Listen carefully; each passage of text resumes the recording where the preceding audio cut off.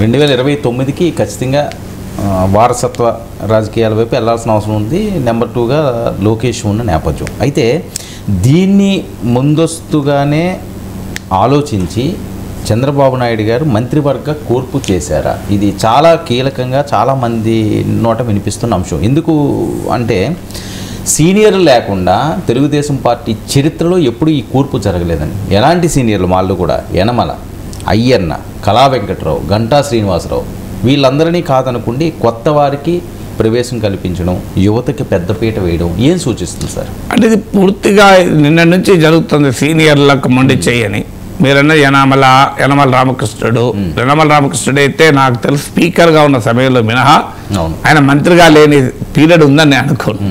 Finance మినిస్టర్గా ఆయన చేసిన పని. ఈవెన్ నేను శాసన మండలిలో ఉన్నప్పుడు కూడా తెలుగుదేశం పార్టీ శాసన మండలి పక్ష నేతగా కూడా ఉన్నాడు, ప్రతిపక్ష నేతగా. అలాగే మీరు అన్నట్లు కళా వెంకట్రావు ఇప్పటివాడు కాదు, చాలా కాలం. అయ్యన్న పాత్రుడు, సోమిరెడ్డి చంద్రమోహన్ రెడ్డి నెల్లూరు నుంచి దాదాపు ప్రతి క్యాబినెట్లో ఉండేవాడు. అందువల్ల వీళ్ళు లేరు అనేది ఒక ఫ్యాక్ట్. కానీ సీనియర్లు అంతా లేరంటే అచ్చెన్నాయుడు సీనియరే కదా, కొల్లు రవీంద్ర సీనియరే కదా, కేశవ్ సీనియరే కదా, వీళ్ళంతా ఎవరే జూనియర్లు గారు. ఒకటి మీకు జనసేన బీజేపీ రావడంతో ఆటోమేటిక్గా కొంత కొత్త వాళ్ళు వస్తారు.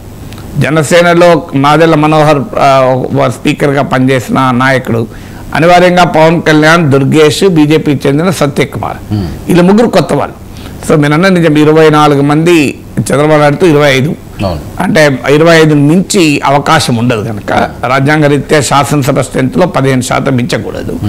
సో 24 మందిలో నేను చదివిన మేరకు 17 మంది కొత్త వాళ్ళు, అందులో 10 మంది ఫస్ట్ టైం ఎమ్మెల్యేస్. ఇది ఒక సిగ్నిఫికెంట్ చేంజ్. అందువల్ల తెలుగుదేశం పైన మొదటి నుంచి కూడా ఒక విమర్శ ఏంటంటే వీరు అంటే ఎప్పుడు అదే ఫేసెస్ కనబడతాయి. మళ్ళీ చంద్రబాబు నాయుడు మంత్రివర్గం అంటే మళ్ళీ యనమల రామకృష్ణుడు, సోమిరెడ్డి చంద్రమోహన్ రెడ్డి, అయ్యన్న పాత్రుడు, మళ్ళీ వీళ్ళ పేర్లే కళా వెంకట్రావు, కొత్త ఎవరు లేరా అనేటువంటి ఒక ఫ్యాటిక్ ఫ్యాక్టర్ వచ్చేసింది. అంటే నెక్స్ట్ జనరేషన్లోకి తెలుగుదేశం వెళ్ళాల్సిన అవసరం కూడా ఉంది కదా. సరే నెక్స్ట్ 2029 లేకపోతే చంద్రబాబు నాయుడు ఇంకా యాక్టివ్గా ఉంటే 2034, 2039కే 34కే తప్పదు కదా. సో యూ కెనాట్ అవాయిడ్ కదా, అది 34కి తప్పదు, 39కి తప్పదు కదా. సో అందువల్ల ఎన్నడో ఒక రోజు ఆ ట్రాన్సిషన్ జరగాల్సిందే. ట్రాన్సిషన్ జరగటానికి పార్టీని నెక్స్ట్ జనరేషన్ బిల్డ్ చేయకపోతే పార్టీలు దెబ్బతింటాయి. భారతీయ జనతా పార్టీ చూడండి, 10 జేపీ నడ్డా మీకు 10 ఏళ్ల క్రితం 15 ఏళ్ల క్రితం జేపీ నడ్డా మనకు తెలియదు. 20 ఏళ్ల క్రితం అమిత్ షా ఎవరికి తెలుసు మీరు? అందువల్ల అంతా నితిన్ గడ్కరీ 25 ఏళ్ల క్రితం మనకు తెలుసా? సో అందువల్ల చాలా మంది బీజేపీ ఎప్పటికప్పుడు న్యూ లీడర్షిప్ను బిల్డ్ చేసుకుని వచ్చారు. ఒరిస్సా, రాజస్థాన్, మధ్యప్రదేశ్, ఛత్తీస్గఢ్ ఈ ముఖ్యమంత్రులంతా ఎవరికి మన పేర్లు కూడా తెలివాయి. బట్ రోజు రాజకీయాలని చదివి పరిశీలించే నాలాంటికే తెలియదంటే మీరు కామన్ పబ్లిక్ ఇక్కడ ఓకే ఆ రాష్ట్రాల్లో తెలుసు అనుకుంటాను. ఆయా రాష్ట్రాల్లో కూడా కొత్త. రాజస్థాన్లో అయితే ఫస్ట్ టైం లెజిస్లేటర్ను ముఖ్యమంత్రి చేశారు బీజేపీ, రాజస్థాన్లో మొదటిసారి లెజిస్లేటర్. సో అందువల్ల రాజకీయ పార్టీ మనుగడ సాధించాలి అంటే జన్ నెక్స్ట్ రావాల్సిందే. ఎందుకంటే అది పార్టీ రేపు నిలబడదు, లేకపోతే మీకు ఇంకా పార్టీ నిలబడదు, ప్రభుత్వంలో ఆ కొత్త ఉత్సాహం ఉండదు, కొత్త ఐడియాస్ ఉండదు. సో ప్రభుత్వ ఫంక్షనింగ్ కూడా స్టెరాయిల్ ఉంటుంది, ఆ డైనమిజం ఉండదు. అందువల్ల డెఫినెట్గా చంద్రబాబు నాయుడు తీసుకున్న నిర్ణయం కరెక్ట్. అది 24 మందిలో 17 మంది కొత్త వాళ్ళు, అందులో 10 మంది first time legislators. Of course first time లెగల్స్లో మీకు పవన్ కళ్యాణ్ లాంటి వాళ్ళు, సత్యకుమార్ లాంటి వాళ్ళు ఆటోమేటిక్గా ఉంటారు కదా.